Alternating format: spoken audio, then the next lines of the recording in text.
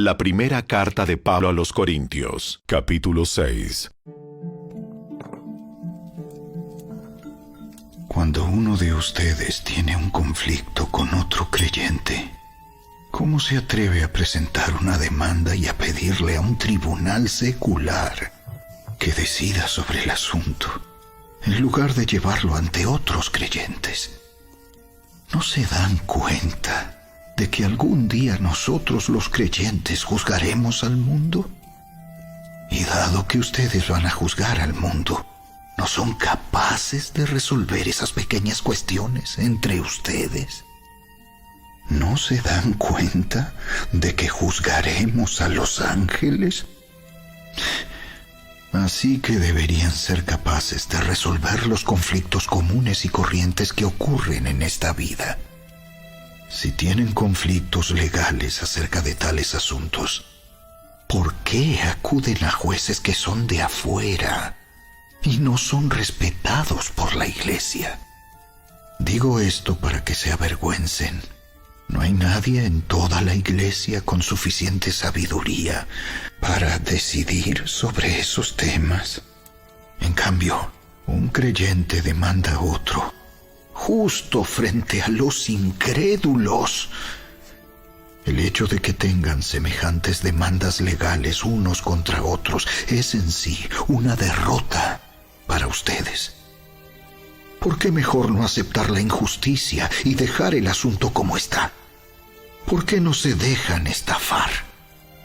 En cambio, son ustedes mismos los que hacen lo malo y estafan aún a sus propios hermanos en Cristo.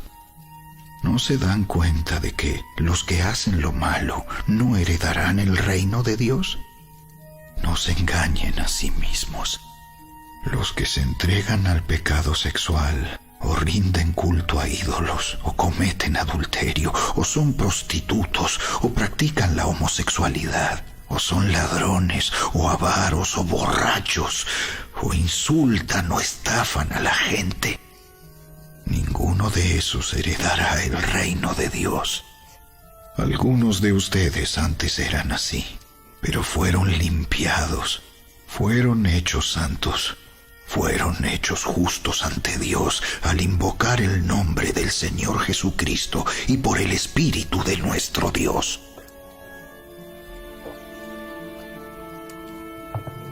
Ustedes dicen, se me permite hacer cualquier cosa, pero no todo les conviene. Y aunque se me permite hacer cualquier cosa, no debo volverme esclavo de nada. Ustedes dicen, la comida se hizo para el estómago y el estómago para la comida. Eso es cierto, aunque un día Dios acabará con ambas cosas. Pero ustedes no pueden decir que nuestro cuerpo fue creado para la inmoralidad sexual. Fue creado para el Señor, y al Señor le importa nuestro cuerpo. Y Dios nos levantará de los muertos con su poder, tal como levantó de los muertos a nuestro Señor. ¿No se dan cuenta de que sus cuerpos en realidad son miembros de Cristo? ¿Acaso un hombre debería tomar su cuerpo, que es parte de Cristo, y unirlo a una prostituta? ¡Jamás! ¿Y no se dan cuenta de que si un hombre se une a una prostituta, se hace un solo cuerpo con ella? Pues las Escrituras dicen, los dos se convierten en uno solo. Pero la persona que se une al Señor es un solo espíritu con Él. ¡Huyan del pecado sexual!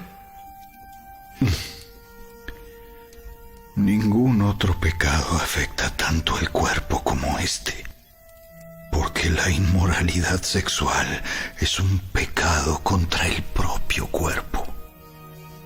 ¿No se dan cuenta de que su cuerpo es el templo del Espíritu Santo, quien vive en ustedes y les fue dado por Dios? Ustedes no se pertenecen a sí mismos, porque Dios los compró a un alto precio. Por lo tanto, honren a Dios con su cuerpo. Primera de Corintios capítulo 6. En este capítulo 6 vemos un tercer problema que la iglesia de Corinto se está enfrentando y está relacionado en el caso de entre hermanos se van a juicio contra otro. Este pecado no es como la división que se origina en el alma, tampoco es un pecado tan horrible como el incesto, pecado sexual que se lleva en el cuerpo lujurioso. Este problema es de un hermano que reclama sus derechos legales y que no está dispuesto a sufrir agravio ni a aprender la lección de la cruz. Amados hermanos, muchas veces es inevitable tener problemas contra otro hermano, pero el problema radicaba aquí en la iglesia de Corinto es que ellos no buscaban la aprobación, la guía, buscar la solución con las autoridades de la iglesia, sino que se iban de frente a juicio ante jueces que son no creyentes. Pablo dice en el versículo 1 que se van a juicio delante de los injustos y no delante de los santos, delante de la iglesia se refiere, hermanos. Definitivamente va a haber situaciones en las cuales se va a tener que llegar ante un juzgado, pero la exhortación del apóstol Pablo, amados hermanos, es que si el problema es con otro hermano de la iglesia local, lograr resolverlo con las autoridades de la iglesia local y no de frente irse a juicio delante de personas que no van a buscar la edificación en el espíritu y la vida de la iglesia. Veamos qué dice Mateo 5 del 23 al 24. Dice: por tanto, si traes tu ofrenda al altar y ahí te acuerdas que tu hermano tiene algo contra ti, deja allí tu ofrenda delante del altar y anda y reconcíliate primero con tu hermano, y entonces ven y presenta tu ofrenda. Amados hermanos, vemos que en este pasaje de Mateo, la Biblia exhorta, el propio Señor exhorta a que antes de dar dinero, de ofrendar y diezmar, es mucho más importante que en tu corazón hayas resuelto los problemas con los hermanos y no vivir una vida de iglesia haciendo de cuentas que no hay problemas cuando sí hay problemas. Sin embargo, me gustaría acotar algo más que dice Mateo 18 desde el versículo 15 hasta el 17. Dice: por tanto, si tu hermano peca contra ti, ve y repréndele estando tú y él solos. Si te oyere, has ganado a tu hermano, mas si no te oyere, toma aún contigo a uno o dos, para que en boca de 2 o 3 testigos conste toda palabra. Si no los oyere a ellos, dilo a la iglesia, y si no oyere a la iglesia, tenle por gentil y publicano. Amados hermanos, es como si el Señor también nos estuviese diciendo a través de este pasaje: tienes un problema con un hermano, te ha hecho daño el hermano, entonces toma contigo alguna autoridad local, al líder, al pastor. No los oyere a ellos, entonces hazlo público delante de toda la iglesia. Y si a pesar de que no quiere oír o resolver delante de los pastores, los líderes y la iglesia y quiere irse directamente a juicio allá afuera, tenlo por gentil, como un no creyente. Amados hermanos, es tan triste ver casos como este, donde hay hermanos que no buscan la guía espiritual de las autoridades de la iglesia, de sus líderes, de sus pastores, sino que buscan consejos de personas que no buscan la edificación de ellos mismos, que buscan lo más fácil.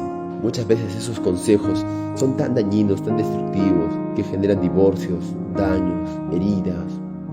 Amados hermanos, en el versículo 7 de 1 de Corintios capítulo 6, el apóstol Pablo está diciendo de que ya es una vergüenza que entre hermanos haya problema, y da una recomendación muy fuerte. Dice: ¿por qué no sufres más bien el daño? Atención, el apóstol Pablo está diciendo: ¿por qué mejor no guardas silencio y recibes el daño? Amados hermanos, este no es el patrón del mundo. Allá afuera es ojo por ojo, diente por diente, sácale todo lo que puedas. Nadie actúa así allá afuera en el mundo, pero ese es el carácter de Dios. Es como el propio Jesús, que tomó la cruz, cayó, guardó silencio e inmudeció como una abeja delante de sus trasquiladores. Prácticamente el apóstol Pablo está diciendo: ¿por qué no toma la cruz? Muchas veces la razón de los conflictos en un hogar, en un matrimonio, la razón de cualquier conflicto es que ambos quieren tener la razón. Pero cuando alguien toma la cruz y decide sufrir el daño, muere y hay vida. Amados hermanos, optemos por el camino de la cruz. Cuesta, es doloroso, es vergonzoso. Sé que cada caso es diferente. Es por ello que en el libro de Mateo la palabra está diciendo: no tomes decisiones apresuradas, sino busca el consejo de uno, busca el consejo de 2, de 3, y si no, busque el consejo de toda de la iglesia. No tomemos decisiones apresuradas. Cada caso es diferente. Sin embargo, el Señor mismo pone personas. Tienes al Espíritu Santo como guía máxima. Y tienes a tus autoridades locales, a tus líderes espirituales, que van a velar lo mejor para cada uno y para la vida de la iglesia. Amados hermanos, no quisiera terminar este devocional sin mencionar de que en este mismo capítulo 6, de a partir del versículo 12 en adelante, el apóstol Pablo está abordando ahora un cuarto problema, que es el abuso de la libertad que muchos hermanos tenían respecto al alimento y al cuerpo. Me encanta este versículo, pues es muy conocido y dice: todo me es lícito, pero no todo me conviene. Todo me es lícito, pero no me voy a dejar dominar por ninguno. Amados hermanos, no voy a enfocarme en cosas que son claramente pecaminosas, como por ejemplo adulterio, fornicación, drogadicción. Nada de que un hermano diga: pero yo tengo paz, no me siento acusado. Es clarísimo el daño que hay ante el cuerpo mismo. Pero hay muchas otras cosas que aparentemente no son pecaminosas, y la palabra misma dice: todo me es lícito. Hermano, tenemos una libertad en el Señor, pero no todo nos conviene. Y les voy a poner un ejemplo. En la vida de la iglesia, yo como varón puedo conversar con las hermanas. Claro, lo hacemos constantemente, los días de células, los domingos, durante la semana cuando hay comuniones. Pero conversar con una hermana a altas horas de la noche, constantemente, ¿podría hacerlo? Sí, pero no me conviene, porque eso puede estar dañando mi corazón, dañando el corazón de mi esposa, desgastando el matrimonio. Amados hermanos, ¿sí me están entendiendo? Todo es lícito, pero no todo conviene. Algún hermano o hermana puede decir: puedo ir a la discoteca, hace cumpleaños de un familiar, no voy a hacer nada pecaminoso. Hey, todo te es lícito, solo ten mucho cuidado, no todo te conviene, pues no todo te edifica. Y muchas actividades que queremos darnos permiso despiertan la carne, despiertan deseos pecaminosos que tú creías que estaban ocultos, que tú creías que habían desaparecido. Amados hermanos, tenemos una libertad en el Señor, pero lo más genial es que tenemos el Espíritu Santo que nos constriñe, nos constrista, nos guía para caminos de vida, nos impulsa a tomar un camino de cruz, nos lleva a vivir el propósito por el cual hemos nacido. Amados hermanos, que este devocional sea de mucha vida, de mucha bendición para cada uno de ustedes. Si te has distraído, vuelve a escuchar todo este capítulo. Ten un día muy bendecido. Que Dios te bendiga.